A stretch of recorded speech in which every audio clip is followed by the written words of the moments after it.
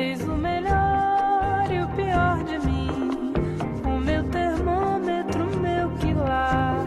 Bueno, un lunes cargado con muchísima información, con mucha expectativa a partir de los anuncios del presidente de la Nación, con un discurso breve, con nada de reconocimiento de algunos errores, si se quiere, porque en general todo giró en torno a la situación mundial, el tema de Estados Unidos, China, competencias, la sequía, que es cierto, es la peor sequía en años, y los anuncios de más ajuste y más recortes, en lo que Macri dijo que, o por lo menos admitió, que ellos tenían pensado implementar algunas modificaciones de manera gradual y que en los hechos hoy no se puede. Estamos con la intendenta de la ciudad, Mónica Fein. ¿Cómo le va? Buenas noches. Hola Florencia, un gusto de estar aquí. En un día, venimos de una semana complicada y en un día también para analizar el impacto que las, bueno, por lo menos las decisiones que se han tomado va a tener en la realidad económica y social de Argentina.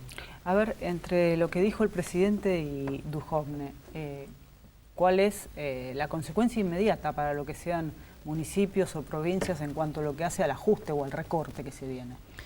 Primero, a mí me llamó mucho la atención, la verdad que ante las crisis bueno, que es verdad, Argentina ha pasado distintas crisis, es muy importante asumir con humildad que ninguna crisis es solo externa, que también hay una crisis interna, política, no solo económica, sino política.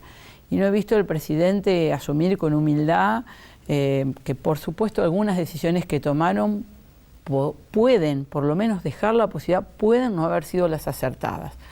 Si uno no asume que hay algo de uno en cualquier crisis que uno puede asumir y pone toda la responsabilidad fuera, creo que estamos en problemas, porque hay decisiones que se toman dentro de un gobierno que de alguna manera son responsables o corresponsables de una crisis externa. Nadie niega muchas de las variables externas que él plantea, pero creo también que hay que con humildad poder decir que hay errores en el propio gobierno. Si no se tiene esa humildad es difícil salir de la crisis. En segundo lugar, mi preocupación es que si bien hay que analizar detalladamente, hay un presupuesto del 2019 que se va a aprobar, es que lo que viene hasta ahora como el Fondo Sojero pasando es que para cerrar determinados déficits nacionales se le da más responsabilidades económicas a las provincias y por consecuencia a los municipios. Es decir, que yo hablo desde el municipio de Rosario, quienes somos más débiles en cuanto a nuestra estructura económica, vamos a enfrentar una realidad económica y social más acuciante. Digo, claramente, si se recortan recursos en salud a nivel nacional y hay programas que no llegan, tendremos que decidir qué hacemos con la demanda que hoy ya está puesta en nuestras narices. Yo me encuentro con las personas que no tienen hoy problemas para hacer su diálisis o el incluir salud, que implica medicamentos de altos costos. ¿Qué vamos a hacer las provincias y los municipios cuyos recursos son mucho más limitados? Refuerza esa idea.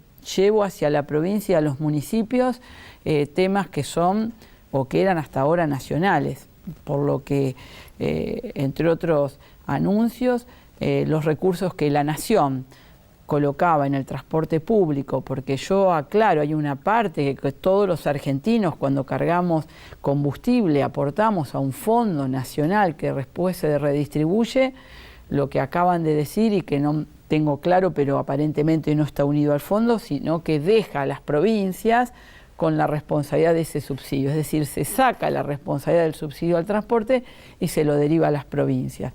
Bueno, Rosario tiene como Santa Fe y como el interurbano y como todas las provincias va a tener que asumir un nuevo desafío con el transporte. ¿Qué porcentaje aporta Nación al transporte? Es importante, Florencia, realmente es importante y la verdad que el transporte nos viene la realidad del combustible, la dolarización de las unidades, la dolarización de las autopartes, los seguros que están unidos al valor, nos viene impactando fuertemente. Pasado, usted mencionaba cuánto salía una unidad de colectivos hace, Yo me acuerdo cuando 3 vino años. Dietrich, que discutí con él en una buena discusión donde él planteaba que nosotros habíamos comprado unidades en nuestra empresa pública a 2,5 millones de pesos cada unidad.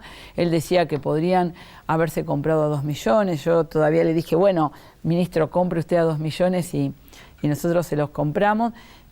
Hoy estábamos hablando el jueves o viernes en 4.800.000, es decir, siguen valiendo $180.000 las unidades de transporte, y cuando el dólar se modifica la unidad del transporte y las autopartes, porque bueno, eso es cuando compro una unidad cero, pero cuando tengo una unidad y tengo que sostenerla, mantenerla, el seguro de la unidad está unido al valor de esa unidad, no es lo mismo 2,5 millones que casi 5, es decir, hay un fuerte impacto en la vida cotidiana de los ciudadanos, no solo en la luz, en el gas, en el agua, sino en el transporte, donde por supuesto que los municipios tenemos un fondo compensador, pero que no alcanza y que impacta fuertemente. Si hoy se sacan todos los subsidios de Nación, ¿cuánto tendría? Y posiblemente más del doble que lo que nos dio el costo. El costo nos dio más de 20 pesos.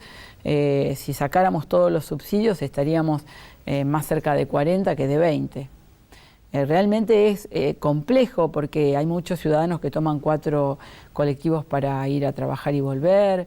Por eso digo, yo tengo una gran preocupación, habrá que ver en el presupuesto 2019, primero porque el gobierno, si bien asume la crisis, la asume como un tema externo y no un tema que tiene que ver con la política interna. Creo que le habla a la preocupación del mundo en la confianza con Argentina. Creo que hay una pérdida de confianza de los argentinos y que hay que hablar mucho para trabajar en la confianza de los argentinos. La verdad que tomó decisiones de eliminar o ir sacando retenciones, hoy vuelve a ponerla. Bueno, la verdad que hay una serie de medidas que van y vienen y que nos obligaría a analizar si en su momento las decisiones que se tomaron no fueron las más adecuadas y por eso se vuelve atrás. Y creo que eso es reconocer, bueno, quizás nos apuramos en hacer esto y había que hacer esto otro, nosotros lo reconocemos. Me parece que falta humildad y reconocimiento. Cuando uno gobierna, y a mí me ha pasado muchas veces y me pasa, tiene que poder reconocer que algunas cosas tienen que ver con la propia decisión y no únicamente con Turquía, el mundo, Estados Unidos y China o Brasil. Hay cuestiones que nos corresponden y creo que para identificar es necesario dialogar y dialogar. Todo este fin de semana todos los argentinos fuimos así de alguna manera, estuvimos protagonizando un diálogo de la Alianza Cambiemos. Bueno, creo que esa alianza se tiene que abrir, tiene que buscar en el diálogo con los otros partidos políticos, con la gente del trabajo. Yo sigo pensando que hablamos mucho del sistema financiero, pero la verdad, con la producción, con el trabajo, cómo encontrar el camino para encontrar esa confianza que necesitamos para salir adelante. ¿Se puede pensar en un gobierno de coalición hoy? Se puede pensar en un gobierno que convoque en una mesa por lo menos más amplia para tener acuerdos, porque uno no puede pedirle solo a las provincias que asuman más responsabilidades, asumiendo o comprometiendo más recursos. Tiene que convocar para diseñar también el futuro en forma conjunta, a gobernadores, a intendentes, a partidos políticos, a actores de la producción y el trabajo. Yo creo que hay un diálogo entre nosotros y nosotras, las argentinas, que tenemos que hacer para que esa confianza no esté depositada solamente en el presidente, que por supuesto todos queremos ayudar para que Argentina salga adelante. Creo que todos somos conscientes que necesitamos que Argentina salga adelante porque son muchas las personas que hoy la están pasando muy mal. Pero para eso tenemos que sentarnos en una mesa, distintos actores, y ver si el camino que se elige es el camino que por lo menos la mayoría del país está dispuesto a apoyar, y eso está representado por otras fuerzas políticas, por otras fuerzas sociales. También el FMI se reúne con la CGT, ¿no? Por supuesto, digo, con todas las... Más allá de, en general, en el mundo el FMI hoy no está bien visto. No está bien visto. Sí, yo digo, los organismos internacionales están, hay que preguntarse si el país debía recurrir a ese organismo, ¿no? Si era la única opción. El Fondo Monetario Internacional, como muchos otros mecanismos, están estructurados, pero todos sabemos que tienen condicionamientos muy fuertes para la economía de un país. Entonces, bueno, se decidió recurrir, se encontró que no había otra solución y recurrir. Ahora recurrimos a que nos adelante el 2020. Bueno, digo, si uno plantea recurrir a adelantar compromisos del 2020, sigo pensando que es necesario que convoque el Gobierno Nacional a los sectores políticos que tienen una corresponsabilidad de gobernar este país, a los presidentes de los distintos bloques, a los gobernadores, no únicamente para decirles te voy a transferir la responsabilidad del transporte, sino también para ver cómo compartimos este desafío en un momento de crisis, reconociendo que uno no puede afrontarlo solo. Yo recuerdo, Florencia, digo, para pensar en momentos que todos hemos pasado, porque Santa Fe, Rosario particularmente, en la crisis de seguridad, yo recuerdo al gobernador llamando a los legisladores nacionales, a los bloques de los distintos partidos, analizando juntos qué hacer, pensando que era necesario coordinar los 3 niveles del Estado, dialogando con el gobierno nacional, con quien no tenemos el mismo signo político, pero que es necesario dialogar ante el problema de seguridad. Y se pudo hacer. Tenemos hoy un espacio conjunto de la nación, la provincia, donde el municipio está analizando el tema de seguridad. No digo que lo resolvimos, es un tema grave, complejo, pero no nos sentimos solos, sentimos que estamos dialogando. Los distintos sectores políticos de la legislatura provincial han presentado proyectos que son analizados también. Somos parte de un proceso complejo como es la seguridad, en diálogo con los otros sectores. No, uno no puede sentir que tiene la verdad ante temas muy complejos, tiene que poder dialogar y saber que todos tienen algo que aportar y que por supuesto hay una mayor responsabilidad del que gobierna, no estoy diciendo esto, pero que es necesario convocar al diálogo permanente, a buscar alternativas en los momentos más difíciles. En cuanto al impacto de la crisis, ahora le voy a preguntar por el crecimiento de la demanda en lo que hace asistencia social y salud, que es muy notoria, es muy visible, incluso el mismo secretario de Salud había tirado cifras días pasados, pero desde un tiempo a esta parte han trascendido casos de sarampión, meningitis. Digo, ¿tiene que ver esto con los recortes? ¿Con que no se ha vacunado, habiendo un programa médico obligatorio y de vacunaciones?